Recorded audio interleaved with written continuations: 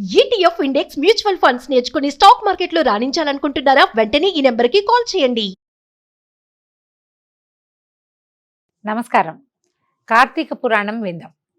ప్రతి సంవత్సరము వచ్చేదే కార్తీక మాసం. ప్రతి కార్తీక మాసంలోనూ కార్తీక పురాణాన్ని ప్రజలకు అందించాలనే సదుద్దేశంతో ప్రతి ఏటా కార్తీక పురాణం మళ్ళీ మళ్ళీ చెప్పుకుంటూనే ఉన్నాం. పురాణము వినటము ఒక మంచి అవకాశం అండి. చదవటం చాలా మంచి అవకాశం అనుకోండి. నాకు అది దొరికింది. మీరందరూ కూడా చక్కగా ప్రశాంతంగా స్థిర మనస్సుతోటి స్థిరమైన బుద్ధితోటి పురాణాన్ని విని కార్తీక మాసం తాలూకు పుణ్యాన్ని, అంటే పురాణం వినడం వల్ల దొరికే పుణ్యాన్ని అందరూ సంపాదించుకోవాలని, అందరూ హాయిగా సంతోషంగా ఉండాలని కోరికతోటి పురాణం విందాం. ఈ రోజు నుంచి మొదలు పెట్టుకుందాం. ఇవాళ నుంచి 30 రోజుల పాటు ప్రతిరోజు ఉదయమో, మధ్యాహ్నమో, సాయంత్రమో, రాత్రో 4 పూటల్లో ఏదో ఒక పూట పురాణాన్ని తప్పనిసరిగా వినండి. అయితే మనకి పురాణ గాథలన్నీ కూడా ఒకరికి చెప్పిన విధంగానే వినపడతాయండి. కార్తీక పురాణం కూడా అంతే. అయితే 4 సంవత్సరాల నుంచి మనం కార్తీక పురాణం చెప్పుకుంటున్నాం కదా. కొంచెం 2-3 పుస్తకాలు మారటం వల్ల ఫ్రేమ్ ఏదో కాస్త మారినట్టు అనిపిస్తుంది. ఓవరాల్గా ఫ్రేమ్ ఒకటే ఉంటుంది. కొన్ని కథలు ఒకరోజు రావాల్సింది మరుసటి రోజు, ముందు రోజు రావాల్సింది తర్వాత రోజు అలా కనపడతాయి తప్పిస్తే అంతకంటే తేడా ఏం లేదండి.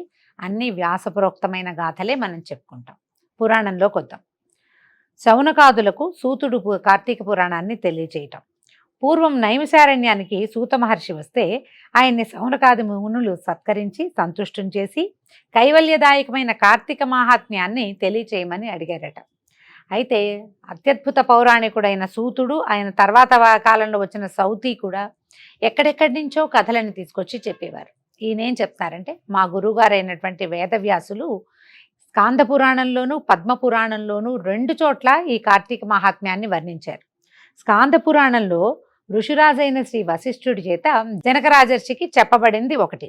తర్వాత పద్మ పురాణంలో హేలావిలాస బాలామణి అయిన సత్యభామాదేవికి లీలామానుష విగ్రహుడైన శ్రీకృష్ణ పరమాత్మ స్వయంగా తెలియజేసింది పద్మపురాణంలో ఉంది.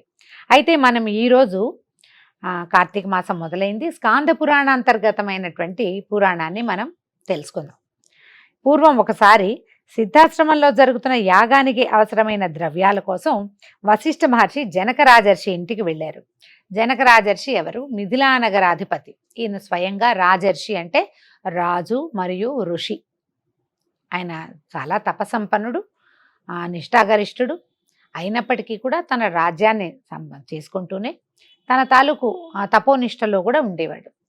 అయితే వెళ్ళినప్పుడు ఈయన తనకు చెప్పారు, మేము ఇట్లా సిద్ధాశ్రమంలో సత్రయాగం జరుగుతుంది, దానికి సామాన్లు అవి ఇవి సంభారాలు కావాలి రాజా, నువ్వే మాకు వీటిని అందించాలంటే జనక రాజర్షి దానికి ఒప్పుకొని, అయ్యా రాక వచ్చారు కాబట్టి నాకు ఏదైనా ఒక ధర్మాచరణని గురించి తెలియచేయండి. మాసాలన్నిట్లలోకి కార్తీక మాసం చాలా విశేషమైందని చెప్తారు కదా, అంతటి విశిష్టత కార్తీకానికి ఎలా కలిగింది, తర్వాత చేయగలిగినంత చేసినా కూడా పుణ్యం వస్తుందని వింటూ ఉంటాం కదా, అసలు ఏం చేయాలి కార్తీక మాసంలో, ఎంత చేస్తే ఎంత పుణ్యం వస్తుంది, కార్తీకంలో సరిగ్గా చేయకపోతే ఎలాంటి సమస్యలు వస్తాయి అనేది సవివరంగా తెలియచేయండి అని అడిగితే ఆ ప్రశ్నలకి వినయపూర్వకమైన ఆయన ప్రవర్తనకి సంతోషించి వశిష్ఠ మహర్షి జనక రాజర్షికి ఇలా తెలియజేస్తున్నారు. జనక మహారాజా, పూర్వజన్మలలో ఎంతో పుణ్యం చేసుకుంటే గాని సత్వశుద్ధి కలగదు. ఆ సత్వశుద్ధి కలిగిన నీ వంటి వాళ్ళకి మాత్రమే ఇటువంటి పుణ్యప్రదమైనది, వింటేనే చాలు పాపాలన్నీ అణిచివేసేది అయినటువంటి కార్తీక మహాత్మ్యాన్ని వినాలనే కోరిక కలుగుతుంది. విశ్వశ్రేయస్సుని దృష్టిలో ఉంచుకొని నీవడిగిన సంగతులు చెప్తాను విను. కార్తీక మాసంలో సూర్యుడు తులా సంక్రమణంలో ఉండగా ఆచరించేటువంటి స్నాన దాన జప పూజాదులు విశేష ఫలితాన్ని ఇస్తాయని తెలుసుకో. ఈ కార్తీక వ్రతాన్ని తులా సంక్రమణాదిగా కానీ శుద్ధపాడ్యం నుంచి కానీ ప్రారంభించాలి. మనం శుద్ధపాడ్యం నుంచే ప్రారంభిస్తాం. ఆశ్వేజ అమావాస్య వెళ్ళగానే మరుసటి రోజు నుంచి దీపావళి పండగ వెళ్ళటము మన కార్తీక మాసం ప్రారంభం. అయితే తులా సంక్రమణం అని ప్రత్యేకంగా చెప్పారు, ప్రతిసారి వినపడుతుంది కదా, ఈ మాటకి కొంచెం వివరించుకుందాం. మన తిథులన్నీ ఎలా నడుస్తాయి? చాంద్రమాన ప్రకారం చెప్పుకుంటాం కదా. స్వస్తి శ్రీ చాంద్రమానైన అంటాం. చాంద్రమానం అంటే చంద్రుని యొక్క కొలతతోటి నడుస్తాయి మన నెలలు. కానీ మనం సూర్యుడి కొలత కూడా ఒకటి ఆచరిస్తాం, అందరికీ జ్ఞాపకం ఉండి ఉంటుంది. ధను సంక్రమణము, మకర సంక్రమణము ఈ రెండు విశేషంగా చేస్తాం మనం. ఏమిటి ఈ సంక్రమణం అంటే రవి సంక్రాంతి అంటారు. రవి సంక్రమణం, సూర్యుడు 12 రాసుల్లో నుంచి ఒక రాశి నుంచి ఒక రాశిలోకి మారుతూ ఉంటాడు. ప్రతి నెల ఈ మార్పు జరుగుతుంది. రవి సంక్రమణం, రవి సంక్రాంతి అని రాస్తారు. ఒక సంక్రాంతిని, మకర సంక్రాంతి మనం పండగగా చేసుకుంటాం, అది పెద్ద పండుగ. ఎందుకంటే అప్పుడు ఉత్తరాయణం వస్తుంది కాబట్టి, దక్షిణాయనం నుంచి ఉత్తరాయణం వస్తుంది, దేవతల తాలూకు వేకువ కాలం కాబట్టి మనం ఇప్పుడు పండగ చేసుకుంటాం. దానికి ముందు వచ్చిన ధను సంక్రమణానికి ఏం చేస్తాం, నెలగంటు పెట్టి అప్పటి నుంచి గొబ్బిళ్ళు పెట్టడము, తర్వాత గోదాదేవికి పాసురాలు, గోదాదేవి చెప్పిన పాసురాలు చదివి శ్రీరంగనాథుడిని మేల్కొల్పటము, విష్ణు సేవ విశేషంగా చేసుకుంటాం. మార్గశీర్షంలో మార్గళి అంటాం, ధను సంక్రమణం చేస్తాం కదా. ఈ 2 సంక్రమణాలు కాకుండా ముందు జరిగే సంక్రమణాల్లో ఈ తులా సంక్రమణం గురించి చెప్తున్నారు. సాధారణంగా సంక్రమణాలు ఎప్పుడు కూడా మన డేట్స్ ప్రకారం నెలలో 15, 16, 17 ఆ తారీఖుల్లోనే ఉంటుందండి. మీరు గమనించండి, సంక్రాంతి పండగ ఎప్పుడు 15, 16 తారీఖుల్లోనే వస్తుంది. ఎందుకంటే సూర్యుడు ఆ ప్రకారంగా మారతాడు కాబట్టి. సూర్యుడు ఇలాగ సంక్రమణం చెంది తులలోకి ప్రవేశించంగానే గంగానది ద్రవరూపిగా జలాలన్ని చోట్ల ఉంటుందట. మామూలుగా గంగ ఎక్కడుంది, నార్త్ ఇండియాలో ఉంది, కానీ మొత్తం భూమి మీద ఉన్న అన్ని జలాలలోనూ ద్రవరూప గంగ నిలబడి ఉంటుంది. సర్వవ్యాపకుడైన విష్ణువు జలాంతర్గతుడుగా ఉంటాడు ఇప్పుడు. అందుకని ఈ తులలో ఉండగా నువ్వు స్నానం చెయ్యి, అది నీకు విశేషమైన ఫలితం ఇస్తుంది అని చెప్తారు. మనకేం లేదండి, కార్తీక స్నానమే మన మెయిన్. కార్తీకంలో చేసేటువంటి సముద్ర స్నానం, సముద్రంలో కూడా విష్ణు ఉంటాడు ఈ కాలంలో, అందుకని ఇది చెప్తారనమాట.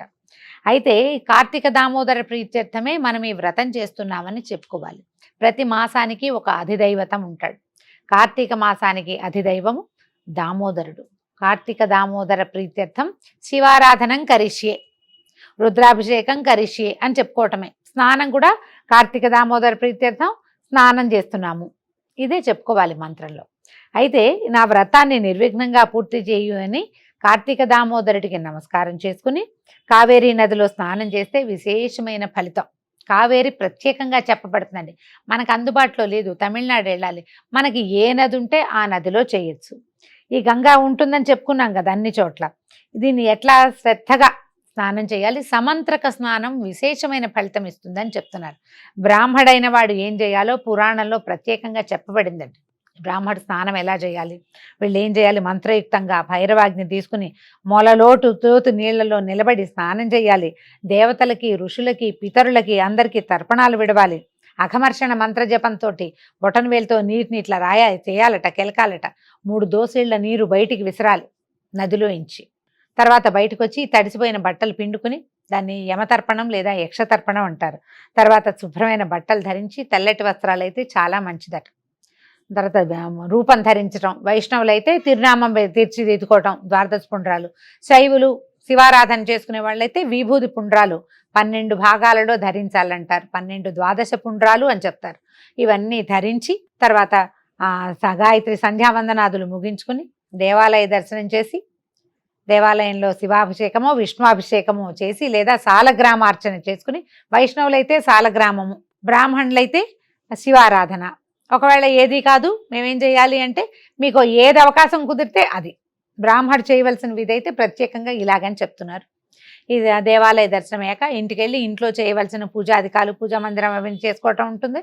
అవన్నీ చేయటం, ఎవరైనా వచ్చిన వాళ్ళకి భోజనం ఇవ్వటం, తమ కూడా ఏదైనా భోజనమో పలహారమో తీర్థం పుచ్చుకుంటారు, ఉపవాసం చేస్తారు, అదేదో చేయటం. తర్వాత పురాణ శ్రవణం చేయటం మధ్యాహ్నం. సాయంకాలం మళ్ళీ ఇంకొకసారి దేవాలయానికి వెళ్ళి అక్కడ దీపాలు వెలిగించటము. రాత్రికి శివనామస్మరణో విష్ణునామస్మరణో చేసుకోవాలి. మళ్ళీ తెల్లవారి ఉదయం మళ్ళీ నది స్నానం చేయాలి. ఇది ఈ స్నాన విధి. ఇట్లా ఇదే లైను. ఇందులో మొదట పొద్దున్నే స్నానం చేయటం, దేవాలయానికి వెళ్ళటం, పురాణ శ్రవణం చేయటం, దీపం పెట్టడం, ఈ 4 ముఖ్యమైన విధులు. దీంట్లో వైశ్వదేవం చేయటం అని చెప్తారు. ఎవరికైనా భోజనం పెట్టడం అంటే దానం చేయటం, అది కూడా విధి ఉంది. ఈ విధులని ఎవరైనా పాటించవచ్చు. ఇందులో మళ్ళీ వర్ణాశ్రమ లింగ వయోభేదరహితంగా, అంటే వర్ణం కులాలు అవి లేవండి, ఆశ్రమాలు లేవు, లింగం లేదు, వయోభేదం లేదు, ఆడామగా తేడా లేదండి, చిన్నపిల్లలు, పెద్దవాళ్ళు, వృద్ధులు తేడా లేదు. ఎవరైనా సరే ఈ విధానంలో ఆచరిస్తే వాళ్ళకి వాళ్ళు మోక్షార్హులు కావటం నిశ్చయంగా చెప్పబడింది. తనంతట తను చేయలేకపోయినా ఎవరైనా చేస్తూ ఉండగా చూస్తే ఎవరో అభిషేకం చేసుకుంటున్నారు ఓ నిమిషం నిలబడి దండం పెట్టుకున్నావు, ఫలితం లభిస్తుంది. నువ్వు ఆ దారిని వెళ్తున్నావు, ఎవరో నీళ్ళలో మునిగి స్నానం చేస్తున్నారు, అబ్బా కార్తీక మాసం కదా వీళ్ళు పొద్దున్నే స్నానం చేస్తున్నారు అని ఒక మంచి భావం కనుక నీ లోపల కలిగినా నీకు ఫలితం లభించినట్టే. ఎవరైనా ఉపవాసం అంటే ఎందుకు వచ్చిన ఉపవాసాలంటే ఇలాంటివి అనకూడదు. ఆ ఉపవాసమా ఇగో ఈ అరటిపండు తినండి అని చేతిలో పెట్టు, ఫలితం లభిస్తుంది. ఎవరైనా దానం చేస్తే పుచ్చుకో, లేదా దానం చేస్తున్నామని చెబితే సంతోషించాలి. అలా చేసినా కూడా ఆ రోజు చేసిన పాపాన్ని మనం పోగొట్టుకోగలుగుతాం. అంటే మనం ఏమీ కార్తీక మాసానికి కావాల్సినవి చేయలేకపోయినా చేసిన వాళ్ళని చూసినా విమర్శించకుండా ఉంటే గనక మన పాపం పోవటం నిశ్చయంగా చెప్పబడింది. అయితే మనోవాక్కాయాల ద్వారా చేయబడిన సర్వపాపాలని హరింపజేసే కార్తీక మహాత్మ్యాన్ని ఈ శ్రద్ధగా వింటే చాలు మనం పోగొట్టుకుంటాం. దాన్ని వినమంటున్నాడు. ఈ నెలలో శివప్రీతిగా సోమవార వ్రతం ఆచరించేవాడు తప్పనిసరిగా కైలాసాన్ని చేరుకుంటాడు. కార్తీక మాసంలో వచ్చే ఏ సోమవారమైనా సరే స్నాన జపాదుల్ని ఆచరిస్తే 1000 అశ్వమేధాల ఫలితాన్ని పొందుతాడట. ఇది 6 రకాలుగా చెప్తారు. ఉపవాసము, ఏకభుక్తము, నక్తము, అయాచితము, స్నానము, తిలదానము, ఇలా చెప్పారండి. అయితే ఈ ఉపవాసం ఏమిటి? శక్తి కలిగిన వాళ్ళు కార్తీక సోమవారం నాడు పగలంతా అభోజనం ఉపవాసం ఏమి తినకుండా ఉండి సాయంకాలం శివాభిషేకం చేసి నక్షత్ర దర్శనానంతరమున తులసి తీర్థం మాత్రమే పుచ్చుకోవాలి. అంటే డే మొత్తం ఉపవాసం, మంగళవారమే భోజనం. ఒకటి. రెండోది ఏకభుక్తం. సాధ్యం కాని వాళ్ళు ఉదయం స్నానదాన జపాదుల్ని యథావిధిగా చేసి మధ్యాహ్నం భోజనం చేసి రాత్రి భోజనానికి బదులు ఏదైనా శైవ తీర్థమో తులసి తీర్థమో మాత్రమే తీసుకోవాలి. రాత్రి పలహారం లేదు. ఇది రెండో రకం. మూడోది నక్తం. పగలంతా ఉపవాసం చేసి రాత్రి నక్షత్ర దర్శనం తర్వాత శివారాధన చేసుకుని భోజనాన్ని కానీ ఉపాహారాన్ని కానీ స్వీకరించాలి. ఇది చాలామంది చేస్తారండి, చాలామంది దీన్ని ఆచరిస్తారు. నాలుగో రకం అయాచితం. భోజనానికి ప్రయత్నించకుండా ఎవరైనా వాళ్ళంతటి వాళ్ళు రండి బాబు భోజనానికి అంటే ఆ పూట భోజనం చేయటం, ఎవరు పిలవకపోతే ఊరుకోవటం. ఇది ఈ కాలంలో అయ్యే పని కాదండి. ఎవరు పిలిచి భోజనం పెట్టరు ఇప్పుడు మనకి. పాత రోజుల్లో ఈ నదీ స్నానాలకి వాటికి వెళ్తుంటే వీళ్ళని దీక్షలో ఉన్నారని అయ్యా మా ఇంటి భోజనానికి రండి అని పిలిచేవాళ్ళు. పాతకాలంలో జరిగేది. ఇప్పుడు ఎక్కడుంది? అది లేదు కదా. ఇది ఎవరు పాటించేటట్టుగా కనపడదు మనకి. తర్వాత స్నానం. ఈ పైన చెప్పిన 4 రకాలకి అవకాశం లేని వాళ్ళు, శక్తి లేని వాళ్ళు సమంత్రకంగా స్నాన జపాదులు చేసినప్పటికీ చాలు. స్నానం చేసేటప్పుడు చేయవలసిన మంత్రం ఏమిటో ఆన్లైన్ చూసుకున్నా దొరికేస్తుందండి. ఆ మంత్రం మనమే చెప్పుకుని స్నానం చేయొచ్చు. బ్రాహ్మణుడు ఎవరి చేతైనా ఈ నదీ తీరాల్లో కనపడతారు, వాళ్ళతో చెప్పించుకుని వాళ్ళకు కొంచెం దక్షిణ ఇచ్చి స్నానం చేసినా అద్భుతమైన ఫలితం లభిస్తుంది. ఇప్పుడు మేము ఇంట్లోనే స్నానం చేస్తాము. ఎలాగండి? మేము ఈ నదులకి వాటికి వెళ్ళలేము. ఎలా అంటే ఆ నీళ్ళలోనే గంగ ఉందని గంగే చేమనే చేవ గోదావరి సరస్వతి అనుకోవటం, లేదా హరగంగే అని గంగా నదిని మానసికంగా భావించి స్నానం చేస్తే కొంత ఫలితం తప్పకుండా లభిస్తుందండి. దీనికి ప్రత్యేకంగా చెప్పేది ఏంటంటే సూర్యోదయానికి ముందే స్నానం, తెల్లవారుజాము స్నానం అనుకోండి, ఇంకంతే. తర్వాతది 6వది తిలదానం. మంత్ర జప విధులు తెలియని వారు కార్తీక సోమవారం నాడు నువ్వులు దానం చేసినా సరిపోతుంది. సోమవారం రోజున నువ్వుల్ని దానం చేయాలి. దీనికి మంత్రం తంత్రం కూడా ఏం అవసరం లేదండి. సమంత్రకంగా కుదిరితే చేసుకున్నట్టు. లేకపోతే నువ్వులతోటి ఏదైనా తీయని పదార్థం, నువ్వులు పాకం పట్టడము, నువ్వులు చిక్కీ చేయటము, నువ్వులు దంచి బెల్లం కలిపి చిమ్మిరి లాంటిది చేసి నలుగురికి పంచినా కూడా మీకు కార్తీక సోమవార వ్రతం చేసిన ఫలితం లభిస్తుందట. ఈ పైన చెప్పిన 6 పద్ధతుల్లో దేన్ని ఆచరించినా కార్తీక సోమవార వ్రతం చేసినట్లే అవుతుంది. కానీ తెలుసుండి కూడా ఏ ఒక్కదాన్ని ఆచరించిన వాళ్ళు 8 యుగాల పాటు కుంభీపాక రౌరవాది నరకాలని పొందుతారని ఆర్షవాక్యం చెప్పబడింది. పెద్దవాళ్ళు చెప్తున్నారు, నరకం వస్తుందట మనకి. ఈ వ్రతాచరణ వల్ల అనాథలు, స్త్రీలు కూడా విష్ణు సాయుధ్యాన్ని, భగవత్ సాయుధ్యాన్ని పొందుతారు. మామూలుగా స్త్రీలకి తపస్సు చేసే అవకాశం ఉండదు, సాయుధ్యముక్తి లభించదని కొన్ని కథల్లో చెప్పబడుతుందండి. కానీ కార్తీకంలో చేసిన వాళ్ళకి విష్ణు సాయుధ్యం కానీ శివ సాయుధ్యాన్ని కానీ పొందగలుగుతారు. కార్తీకంలో వచ్చే ప్రతి సోమవారం నాడు కూడా పగలు ఉపవాసం చేసి రాత్రి నక్షత్ర దర్శనానంతరం మాత్రమే భోజనం చేస్తూ రోజంతా ఎవరితోటి కొట్లాటలకి, పోట్లాటలకి, వాదులాటలకి దిక్కండా భగవద్ధ్యానాన్ని మాత్రమే చేసేవాళ్ళు తప్పకుండా శివ సాయుధ్యాన్ని పొందుతారు. సోమవార వ్రతాన్ని చేసేవాళ్ళు నమక చమక సహితంగా శివాభిషేకం చేయటం ప్రధానమని తెలుసుకోవాలి. మనమే నమక చమకాలు చదువుతూ అభిషేకం చేయక్కర్లేదండి. దేవాలయానికి వెళ్ళి అక్కడ మంత్రంతో అభిషేకం జరుగుతుంటే ఒక్కసారి కంటితో చూసినా కూడా ఆ అభిషేక తీర్థాన్ని పుచ్చుకున్నా కూడా మనకి అద్భుతమైన ఫలితం లభిస్తుంది. సోమవార వ్రత మహాత్మ్యాన్ని వివరించే ఒక కథని చెప్తున్నారు. పూర్వం ఒకానొక బ్రాహ్మణుడికి నిష్ఠురి అని ఒక కూతురు ఉండేదట. ఆమె పుష్టిగా, అందంగా, విలాసవంతంగా కనపడేది. అయితే ఈమెకి శిష్టమైన గుణాలు మాత్రము అబ్బలేదు. మొదటి నుంచి దురాచార పరురాలుగానే ఉండేది. ఇతరత్ర స్నేహాలు అవి ఉండేవి. అంత చెప్పిన మాట వినేది కాదు. ఆమె గుణాలను బట్టి ఆమెని కర్కశ అని పిలిచేవాళ్ళట. నిష్ఠురి పేరే మరీ నిష్ఠూరంగా ఉంది, ఈ కర్కశ మరీ భయంకరంగా ఉంది. కానీ ఈ కర్కశ పేరు పెట్టారు ఆమెకి. అయితే ఈయన ఏం చేశాడు, తండ్రి తన బాధ్యత ప్రకారం చేతులు కడుక్కోవాలి, ఏదో రకంగా పిల్లని బయటికి పంపించని మిత్రశర్మ అనే సౌరాష్ట్ర దేశానికి చెందినటువంటి, గుజరాతీ అన్నమాట సౌరాష్ట్రం అంటే, ఆ ప్రాంతానికి చెందిన ఒక బ్రాహ్మణ ఆయనకి ఇచ్చి ఈ అమ్మాయిని వివాహం చేశాడు. వివాహానంతరం కూడా ఆమె ఏమీ బుద్ధిమంతురాలుగా లేదు. భర్తని ఎప్పుడు కొట్టేది, తిట్టేదట. మాట తేడా వస్తే తిట్టేసేది, కొట్టేది కూడా. అత్తమామల్ని బాగా చూసేది కాదు. తను వెళ్ళిన చోట రకరకాల స్నేహాలు చేసేది. మగవారితో ఇతోధికమైన స్నేహాలు ఉండేవి. దాంతో ఈమె ప్రవర్తన బాగుండకపోయినా ఆమె చూపులకు అందంగా ఉండటం వల్ల, తర్వాత ఏమో ఇట్లా అగ్నిసాక్షిగా వివాహం చేసుకున్నాము, భార్యను వదిలితే పరువు తక్కువని భావించి ఆమె దుశ్చర్యలని ఆ భర్త గారు అలా భరుచుకుంటూ ఉండేవాడు. కొంతకాలం అయిన తర్వాత ఒకనాడు ఆమె స్నేహితుడు ఒక అతను ఏమన్నట్ట, ఇప్పుడు మీ ఆయన ఉండటం వల్ల తరచుగా కలుసుకోలేకపోతున్నాం, ఆయన ఎదురొస్తే మొహమాటంగా ఉంటుంది అని ఈమెను పదే పదే అనగా ఈమె రెచ్చిపోయి ఏమనుకుందట, ఈ భర్తను అడ్డు తొలగించుకుందామని ఒకనాటి రాత్రి ఆయన నిద్రపోతూ ఉంటే ఆయన నెత్తి మీద ఒక బండరాయి వేసి కొట్టి చంపేసిందట. భర్త మరణించేసరికల్లా ఆమెకు అడ్డు ఆపు లేకపోయింది. అత్త మామ ఉన్నారు కానీ వాళ్ళు ఏమనుకున్నారు, ఈమెకు బోళ్ళంత మంది స్నేహితులు ఉన్నారు, భర్తకే దిక్కు లేదు, ముసలి వాళ్ళ మన్నేం చేసేస్తుందోనని వాళ్ళేమో ఇల్లు వదిలి పారిపోయారు.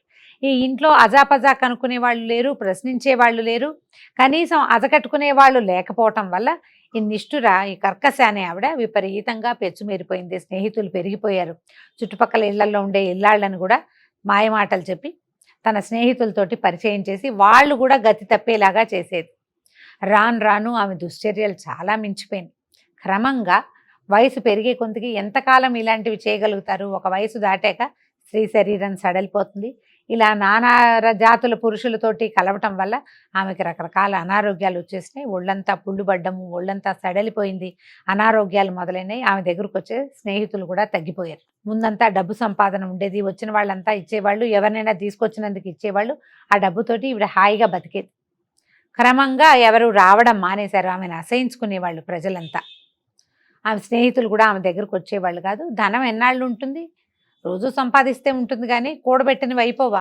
మొత్తానికి డబ్బంతా అయిపోయింది. ఈమెకి ఏం చేయాలో తెలియక ఒళ్ళంతా పుళ్ళుపడి నడి రోడ్డు మీద పడి తిరుగుతూ చివరికి ఒకనాడు ఎక్కడో పడి మరణించింది. ఆదరించే భర్త లేడు, కన్న సంతానము లేక ఆమెను ఎవ్వరూ పట్టించుకోలేదు. ఆమె శరీరాన్ని ఈ రాజభటులే తీసి మట్టిలో కలిపేశారు. అయితే యమదూతలు ఈమె జీవుణ్ణి తీసుకెళ్ళిపోయారట. అయితే యమభటులు తీసుకుపోయిన ఈమె జీవుడికి యమధర్మరాజు అనేకానేక శిక్షలుట, ఎన్ని రకాల భయంకరమైన శిక్షలు వేశాడు.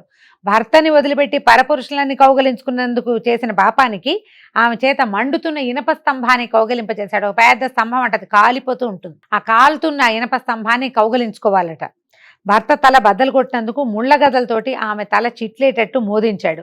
భర్తని దూషించినందుకు, కొట్టినందుకు, తన్నినందుకు ఆమె పాదాలు పట్టుకుని కఠిన శిలల మీద బట్టలు ఉతికినట్టు బాధించాడట. సీసాన్ని కరిగించి చెవులలో పోయించాడు. కుంభీపాక నరకానికి పంపించాడు. ఆమె పాపాలకు గాను ఆమె ముందు 10 తరాల వాళ్ళు, తర్వాత 10 తరాల వాళ్ళు కూడా ఆమెతో కలిసి 21 తరాల వాళ్ళు కుంభీపాకంలో కుమిలిపోవటం మొదలుపెట్టారు. మనం చూడండి, పిల్లలు ఒక తప్పు చేస్తే వీళ్ళమ్మ సరిగ్గా పెంచలేదంటాం. మామూలు తప్పులకి ఏమిటి ఇలా పెంచారు, ఇలా వాక్యాలు వచ్చేస్తాయి. నరకంలో ఈ ప్రశ్న చాలా ఎక్కువ ఉంటుంది. ఒకళ్ళు తప్పు చేస్తే వాళ్ళ ముందు తరాల వాళ్ళకి నరకమే, వాళ్ళ తర్వాత తరాల్లో పుట్టిన వాళ్ళకి నరకాలే ఉంటాయి. అందరూ 21 తరాల వాళ్ళు కుంభీపాక నరకంలో పడి కుమిలిపోతూ ఉండేవాళ్ళట. ఈ విపరీతమైన నరకానుభవం తర్వాత ఆమె 15 సార్లు భూమి మీద కుక్కగా జన్మించిందట. 15వసారి కళింగ దేశంలో కుక్కగా పుట్టి ఒకానొక బ్రాహ్మణ గృహంలో ఉంటూ ఉండేది. అయితే సోమవార వ్రత ఫలితం చేత ఈ కుక్కకి కైలాసం లభించిందట. ఇలా ఉండగా ఒక కార్తీక సోమవారం నాడు ఆ బ్రాహ్మణుడు పగలంతా ఉపవాసం ఉండి శివాభిషేకము మొదలైనవి నిర్వహించి నక్షత్ర దర్శనానంతరము నక్త స్వీకారానికి సిద్ధపడి ఇంటి బయలులో బలిని విడిచిపెట్టాడు. ఈ బలి అంటే శివారాధన అయిన తర్వాత నాకబలి అలా రకరకాల బలులు వేస్తారండి. రథ్యన్నము అంటారు. దారిలో బలిని విడిచిపెట్టేలా పద్ధతి ఒకటి ఉండేది. పూర్వం చాలా ఇళ్లలో జరిగేదండి. తర్వాత వచ్చిన కావ్యాలు నాటకాలలో కూడా ఈ ప్రస్తావన మనకి కనిపిస్తుంది. భోజనం చేసే ముందు చాలా మందికి ఇప్పుడు మన ఇళ్లలో కూడా పెద్దవాళ్ళని గమనించండి, కంచంలో పెట్టుకోగానే మొదటి ముద్ద ఒకటి తీసి పక్కన పెడతారు. అది బయట గోడ మీద ఏ కాకికో పెట్టే పద్ధతి ఉంటుంది. మనం అన్నం మిగిలిన తర్వాత రాత్రికి కుక్కకి పెడుతూ ఉంటాం, ఏదో వాకిట్లో కుక్కలు తిరుగుతూ ఉంటాయని. మొదటే అన్నాన్ని పెట్టే విధానం ఉండేదట మన దేశంలో. ఇప్పుడు కూడా మీరు గమనించండి, కొంతమంది పెద్దవాళ్ళు పెడుతూ ఉంటారు. మంచి అలవాటు అది. ఆ అన్నాన్ని ఎవరైనా చీమలో, కాకులో, పిచ్చుకలో, పిట్టలో తింటే ఇట్లా జాతుల కంటే జీవాలకి ఆహారం ఇవ్వటం వల్ల నరక బాధలు తొలుగుతాయని చెప్తారు. ఈయన ఈ బలి అన్నాన్ని తీసుకొచ్చి పెట్టేశారు కదా. ఆ రోజు సోమవారం నాడు పొద్దున్నుంచి వీధుల వెంబడి తిరుగుతూ ఆహారం లభించని ఆ కుక్క ఆ బలి అన్నాన్ని తినేసింది. ఎప్పుడైతే శివారాధనలో వినియోగించబడిన ఈ బలి అన్నాన్ని తిన్నదో ఆ కుక్కకి 14 జన్మల నుంచి తను పడినవి, తను ఎత్తిన జన్మలు, అంతకుముందు తను చేసిన పాపాలు, తను అనుభవించిన రౌరవాది కుంభిపాకాది నరకాలన్నీ జ్ఞాపకం వచ్చేసి ఓ అని పెద్ద గొంతుతో ఏడ్చింట, ఓ బ్రాహ్మడా నన్ను రక్షించు అని ఏడ్చేసరికల్లా ఈయన ఆశ్చర్యపోయాడు. కుక్క ఏమిటి మనిషిలాగా మాట్లాడుతోందని బ్రాహ్మడు సమీపించి, అమ్మా ఎవరు నువ్వు ఏమిటి అంటే, ఆ కుక్క చాలా దీనావస్థలో ఉండి ఇట్లా చెప్పిందట, అయ్యా నేను పూర్వజన్మలో నేను ఒక విప్రవనితని, నా దుశ్చర్యలకి ఫలితంగా నరకంలో పడిపోయాను. తర్వాత 15 జన్మలు కుక్కగా జన్మించాను, 14 అయినా ఇది 15వ జన్మ. నాకు ఇప్పుడు అసలు ఈ ధ్యాస ఎందుకు వచ్చిందో, నేను చేసిన పాపాలన్నీ నా కంటి ముందు కనపడుతున్నాయి. చేసిన పాపాల కంటే ఈ కనపడేదాన్ని మనం చూడండి, ఒక్క విషయం మొన్న జరిగింది ఏదైనా గుర్తొస్తేనే మనకు అన్నం సహించదు, నిద్ర పట్టదు. పూర్వం జరిగింది గుర్తొస్తే ఎన్నో జన్మల్లో పడిన నానా అగచాట్లు కంటి ముందుంటే ఎట్లా అయిపోతారు, పిచ్చి వెర్రి ఎత్తిపోరు. ఆ కుక్క దుఃఖంతో ఏడుస్తూ ఇలా ఎందుకు వచ్చింది, నాకు ఎందుకు తెలిసింది ఇట్లా అని బాధపడుతూ అడిగింది. ఆ బ్రాహ్మడు ఏం చెప్పాడంటే, అమ్మా నువ్వు ఈ బల్యన్నాన్ని ఇవాళ సోమవారం ఈ తినడం వల్లే నీకు ఇలాంటి పూర్వజన్మ స్మృతి కలిగింది, అంతకంటే ఇంకేమీ లేదు అన్నాడు. అనేసరిగా ఆ కుక్క పరిపరి విధాల బతిమలాడింది బ్రాహ్మణ్ణి, నాకు ఎలా వస్తుంది మోక్షం, నేను ఎట్లా ఈ జనన మర చక్రం నుంచి, ఇదే సైకిల్ కుక్కలా పుట్టింది, మళ్ళీ కుక్కే, ఇప్పటికి 14 సార్లు, ఇది 15వసారి, ఇంకా ఎన్నిసార్లు ఈ కుక్క జన్మ ఎత్తాలి నేను, ఎట్లా నాకు విముక్తి లభిస్తుంది, నాకు మోక్ష సాధన ఎట్లాగో తెలియచేయమని ప్రార్థించిందట. ప్రార్థిస్తే ఈ బ్రాహ్మణుడు బాగా ఆలోచించి ఆయన తను చేసినటువంటి సోమవార వ్రతాల ఫలితం నుంచి ఒక సోమవార వ్రతాన్ని ఈ కుక్కకి సమంత్రకంగా ధారపోసాడట. ఎప్పుడైతే ఈ సోమవార వ్రత ఫలితం తనకి ధారపోయి పడిందో ఆ కుక్క కాలిపోయి ఆ ప్రాంతంలో ఒక దివ్య స్త్రీ రూపం ధరించిన ఒక స్త్రీ కనపడిందట. ఆమె తన ముందు తరాల వాళ్ళందరితో, తన పితృదేవతలతో సహా కైలాసానికి వెళ్ళిపోయింది. ఆమె కోసం దివ్య విమానం వచ్చింది, ఆమె కైలాసానికి వెళ్ళిపోయింది. ఈ విధంగా సోమవార వ్రతం ఒక్క వ్రత ఫలితం వల్ల ఒక్కసారి చేస్తేనే ఇంత అత్యద్భుతమైన ఫలితాన్ని ఇస్తుంది. ప్రతి సంవత్సరము చేస్తే ఇంకా ఎంతో ఫలితాన్ని ఇస్తుంది రాజా. కాబట్టి తప్పకుండా సోమవార వ్రత విధిని పాటించు, నీ సమీపస్థులందరి చేత ఇది పాటించేలాగా చెయ్యి. మనం ఎన్ని పాపాలు చేసినా వాటిలోంచి కొంత అయినా మనం పోగొట్టుకోగలుగుతాము అని చెప్పి ఈ విషయాన్ని వశిష్ఠ మహాముని జనక రాజర్షికి తెలియజేశారండి. దీంతో మొదటి రోజు పారాయణ పూర్తయింది. రేపు ఉదయం మళ్ళీ రెండో రోజు పారాయణలో కలుసుకుందాం. నమస్కారం.